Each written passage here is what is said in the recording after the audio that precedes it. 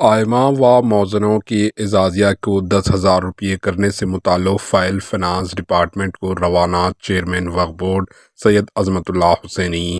صدر نشین تلنگانہ وقف بورڈ سید عظمت اللہ حسینی نے حکومت کی جانب سے اقلیتوں کے لیے مختص 3,300 کروڑ روپے کے بجٹ کا خیر مقدم کیا اور انہوں نے چیف منسٹر ریونت ریڈی اور ڈپٹی چیف منسٹر بھٹی وکرمارکا کا شکریہ ادا کیا۔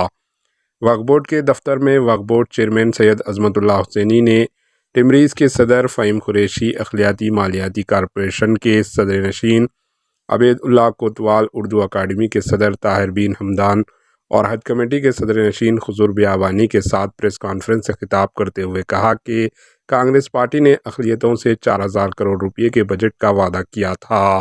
اس وعدے کی کانگریس پارٹی پابند عہد ہے۔ انہوں نے کہا کہ جاریہ مالیاتی سال شروع ہو کر 4 ماہ گزر گئے ہیں، ایسے وقت میں 3,300 کروڑ روپے کا بجٹ مختص کیا گیا جو پچھلے بجٹ کے مقابلے میں 35% کا اضافہ ہے۔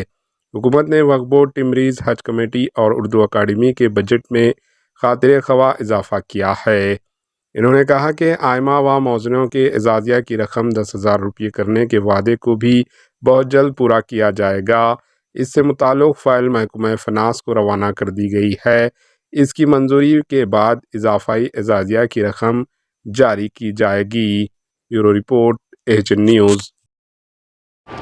AHN نیوز کو لائک کریں، شیئر کریں اور سبسکرائب کرنا نہ بھولیں۔